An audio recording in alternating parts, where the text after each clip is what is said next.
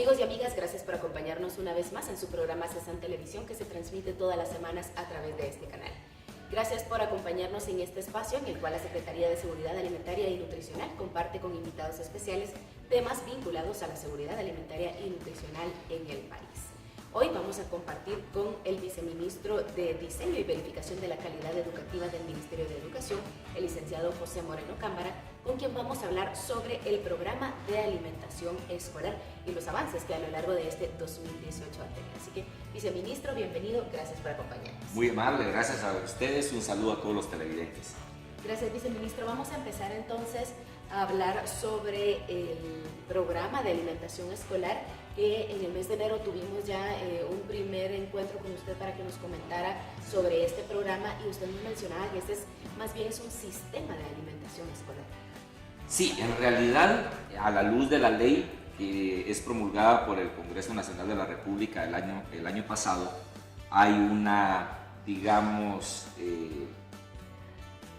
un nuevo enfoque del tema de alimentación escolar. Venimos de una historia en donde se hablaba de refacción escolar hace muchísimos años. Creo que muchos de los televidentes y algunos de nosotros pues convivimos con ese sistema en donde se daba una galleta y se daba un atol en condiciones sociales distintas a las que vivimos en este momento, y que tal vez no llenaba todas las expectativas, pero era un buen insumo para el sistema educativo en aquel entonces. Hoy, a través de la ley, pues tenemos un sistema conformando un programa mucho más robusto que tiene como tema principal la alimentación escolar y tiene diferentes aristas. Una de ellas es llevar el alimento al alumno en las épocas y en los horarios necesarios, pero detrás de hay también un trabajo técnico muy interesante del que podemos platicar poco a poco.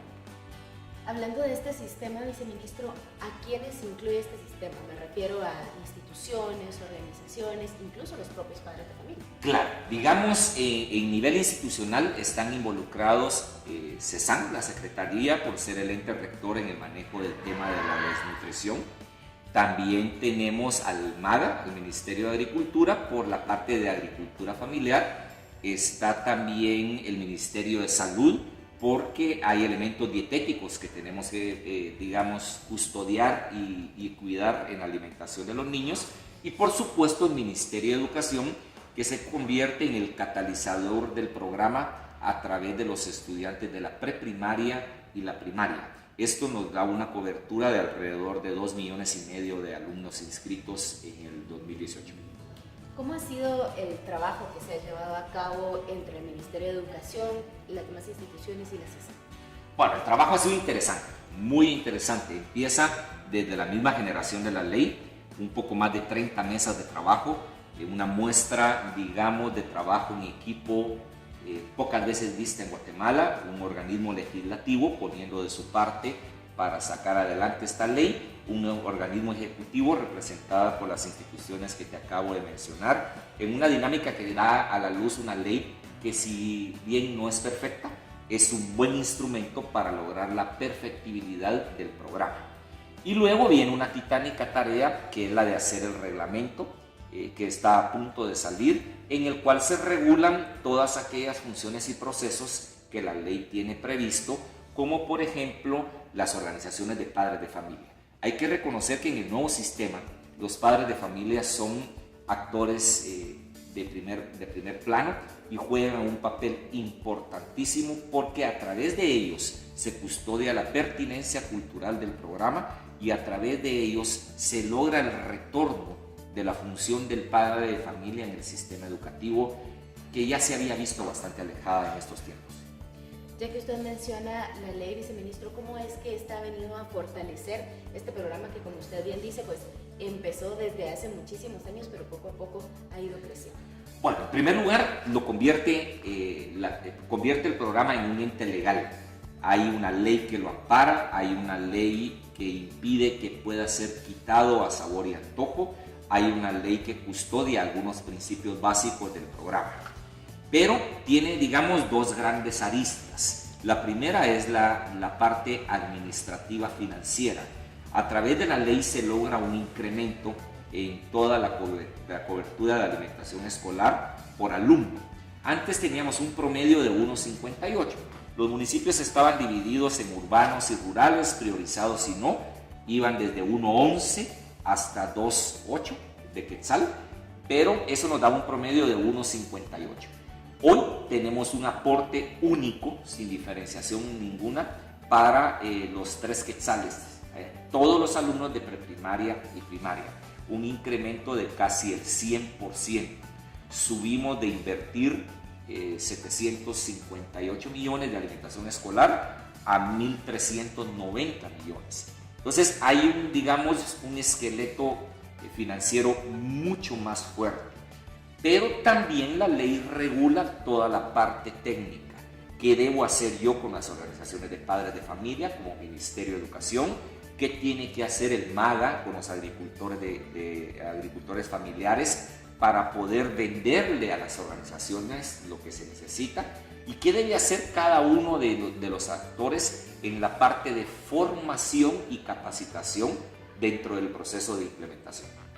Usted mencionaba algo muy importante y es la función de las instituciones que van a jugar y que lo establece la ley, pero también sabemos que la ley tiene ciertos principios que son básicos y muy importantes para darle vida al programa. Uno de ellos, sí, tú tienes razón, uno de ellos, y creo yo que es la columna vertebral, es la pertinencia cultural. La pertinencia cultural la puedes abarcar desde diferentes puntos de vista. Por ejemplo, si voy a hablar del alimento que el niño va a consumir, yo debo procurar que él consuma lo que está acostumbrado a consumir para no causarle ningún tipo de problema de salud. Y entonces logramos una pertinencia al entorno, dándole de comer lo que él puede comer y lo que está habituado a comer, con la disposición de alimentos que tiene en su entorno. Esto me lleva a otra esfera más, porque me permite activar la economía local dentro del sistema de alimentación escolar. Fíjate que, por ejemplo, el primer año tenemos que cumplir con el 50% de las compras como mínimo a la agricultura familiar. Es decir, de casi 1.400 millones de quetzales, 700 quedarán circulando dentro de la economía local. Y esto va a llegar a ser el 70%, o sea, casi 1.000 millones que van a reactivar todas aquellas actividades que por alguna u otra razón habían sido descuidadas dentro de la localidad o dentro de la comunidad, y qué mejor si es a través de un fin como lo es la alimentación escolar. Claro, y esa parte es muy importante porque precisamente en la niñez a veces los niños tienen ciertos hábitos o ciertos alimentos a los que no están acostumbrados, que no les gustan. Entonces esa forma de ir cambiando o modificando la forma en la que comen ciertos alimentos también va a ser importante, porque van a empezar como a educar en los principios de una buena alimentación. Por supuesto, y aquí viene otro principio importante. Todos en nuestra alimentación, tengamos o no mucha o poca capacidad para comer, tenemos malos hábitos alimenticios, es decir, no se come lo que se debiera de comer en las cantidades que se debieran de comer. Entonces, otro de los principios del programa de alimentación escolar es la educación en sanidad y cantidad alimentaria. Esto va a provocar que un círculo vicioso lo logramos romper y se convierta en un círculo virtuoso. ¿Cómo hacemos esto? A través de la educación. El jovencito o el niño que va a estar en la escuela comiendo ahora lo adecuado, pertinente desde el punto de vista cultural a su forma de ser, va a llevar esas buenas prácticas a su casa y vamos a empezar a romper el círculo. Y probablemente cuando él sea padre de familia, unos años después, logremos que él ya no cometa los mismos errores que nosotros los adultos hemos estado cometiendo en cuanto a nuestra alimentación. Y nos va a traer mucho beneficio, porque Guatemala ya presenta la doble carga nutricional que nos está afectando muchísimo.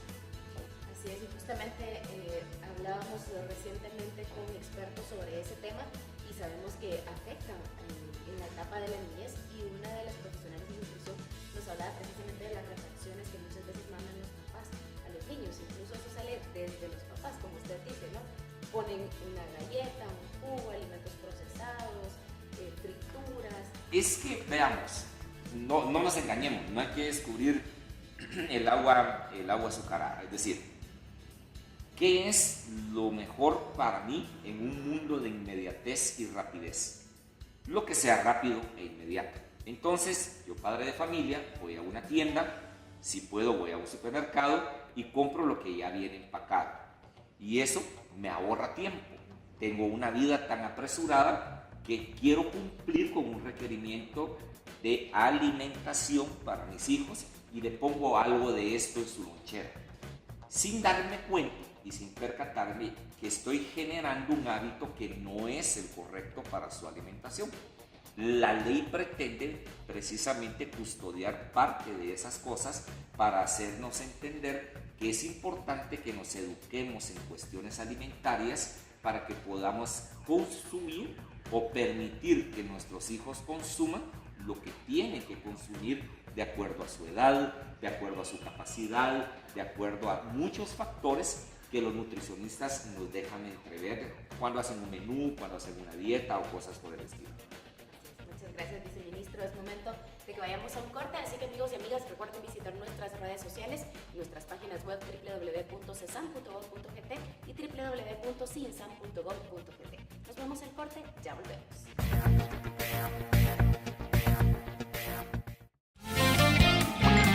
Toda la información generada por el Sistema Nacional de Seguridad Alimentaria y Nutricional la puede encontrar en nuestras redes sociales, Facebook, Twitter, YouTube e Instagram, y en el www.cinsam.gov.gt y www.cesam.gov.gt.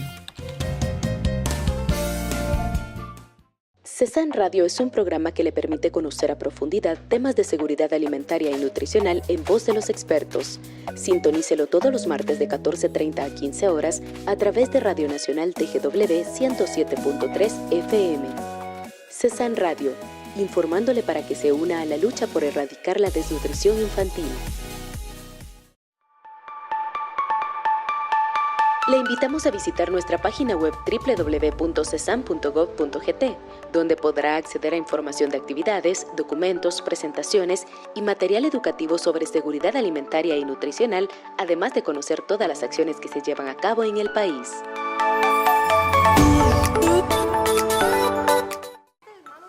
La lactancia materna brinda beneficios de por vida tanto a la madre como al niño, ya que promueve la supervivencia infantil, la salud y el desarrollo cerebral y motor. La lactancia materna debe iniciar en la primera media hora después del parto y se debe continuar de manera exclusiva durante los primeros 6 meses de vida.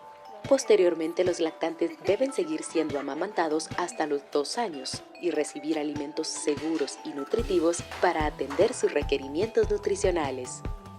Los adolescentes y adultos que fueron amamantados tienen menos tendencia a sufrir sobrepeso u obesidad y diabetes tipo 2, además de mostrar niveles más altos de inteligencia. Yo les aconsejo que le den la leche materna, porque la leche materna es el más nutritivo para los niños y para que los niños crezcan sanos. Porque la leche no, o sea, la leche en la que no es materna no los crece sano. Yo también lo comparto, que la primera leche pues que le sale a uno, que es el calostro, es muy importante para ellos porque es la primera vacuna pues para ellos. Entonces ellos ahí sí que sus mentes se abren cuando ellos van creciendo poco a poco, se ve la diferencia que hay entre un niño que mama y uno que no mama. Las madres que amamantan reducen el riesgo de cáncer de mama y de ovario, diabetes tipo 2 y depresión postparto.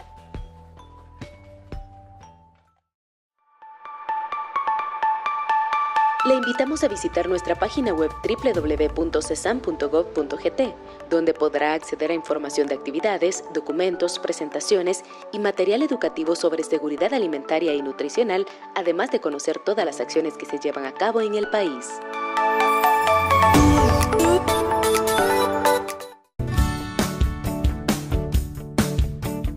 Estamos de regreso en su programa CESAN Televisión. Gracias por acompañarnos todas las semanas. Recuerden que en nuestros canales de YouTube y Mixcloud encuentran nuestros programas de radio y televisión. Hoy estamos conversando con el viceministro de Diseño y Verificación de la Calidad Educativa del Ministerio de Educación, el licenciado José Moreno Cámara, y estamos hablando sobre los avances que ha tenido el programa de alimentación escolar.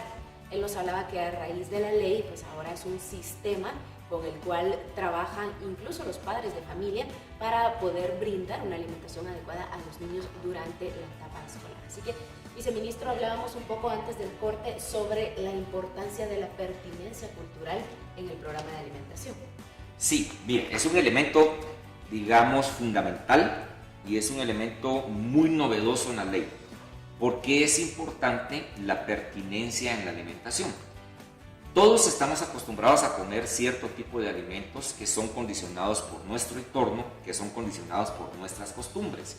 Y cuando nos sacan de esa zona de acomodo, probablemente lo que probemos a primera vista no nos va a gustar, probablemente no le vamos a ver el valor nutritivo que tiene, y esto puede causar problemas de aceptación dentro de la gente de la comunidad. Lo que queremos es que el programa sea bien visto, pero queremos también identificar todos aquellos nutrientes que regionalmente existen y que tienen un valor nutricional muy alto. Y esto lo vamos a lograr si fortalecemos la pertinencia cultural. Por ejemplo, el ramón en el Petén, ¿verdad? Si yo le pregunto a la mayoría de televidentes cuántas veces han comido ramón aquí en la capital, probablemente me contestarán 2 de cada 10 que lo han comido. Y si les pregunto su valor nutricional, creo que ninguno de esos 10, pero existe. Y es un alimento que tiene muchísimas virtudes nutricionales. Entonces, para la gente de Petén, teniéndolo ahí cerca y acostumbrados a comer, debemos de dárselos porque eso va a fortalecer, digamos, algunas condiciones nutricionales que ellos necesitan. La pertinencia cultural en la alimentación va a ayudar a que el jovencito, el niño, explote en sus edades de escuela mayores virtudes intelectuales y físicas que necesita para poder aprender o para poder recrearse de mejor manera. Esa es la importancia. Ponte que nosotros le demos leche a alguien que es intolerante a la lactosa. En lugar de ayudarlo con un sistema muy bueno de alimentación, lo voy a perjudicar. Y eso es lo que no queremos. Nosotros queremos que todas aquellas buenas prácticas que se dan en las regiones, en las comunidades, las adaptemos ahora al programa y que a través de ella fortalezcamos la alimentación y la nutrición de cada uno de nuestros escolares. Viceministro, ¿cómo han trabajado los menús o el menú por regiones, por departamentos? Ya que, como usted menciona, es bien importante esta parte de la pertinencia cultural, pero por ejemplo tenemos áreas donde hay mucho frío y mucho calor en el mismo departamento, en diferentes municipios, y entonces las costumbres de alimentación son diferentes. Bueno, el trabajo tiene 2 escenarios. Primero el escenario nacional y luego el escenario regional, que irá profundizándose cada vez más hasta llegar a la localidad. Para esto necesitamos nutricionistas. Entonces trabaja una nutricionista del Ministerio de Agricultura, un nutricionista del Ministerio de Salud y un nutricionista del Ministerio de Educación. Cada uno de ellos, atendiendo a las características de sus instituciones, buscará los alimentos que llenen las necesidades que ellos consideran oportunas según el giro de desenvolvimiento de sus ministerios. El trabajo conjunto de ellos ha permitido establecer ya el primer listado nacional de alimentación escolar. Y con ese listado se han fabricado 20 menús. Estos han sido la primera herramienta que se le entregó a las OPFs para que estos menús se vayan contextualizando y se vayan, digamos, climatizando al entorno de la comunidad, y de allí, con el acompañamiento de los nutricionistas locales, vayan surgiendo los menús regionales, departamentales y por comunidad. Es un trabajo que va a llevar tiempo, pero es un trabajo que, si lo hacemos bien y ordenado desde el principio, seguramente será el éxito del programa de alimentación escolar. Es decir, de nada nos serviría hacer crecer la cuota financiera si la calidad del alimento no va a mejorar. Para comer más de lo mismo, no necesitamos eso. Necesitamos más variedad, con pertinencia, y que sea adecuado a las necesidades de las edades de los niños que estamos atendiendo.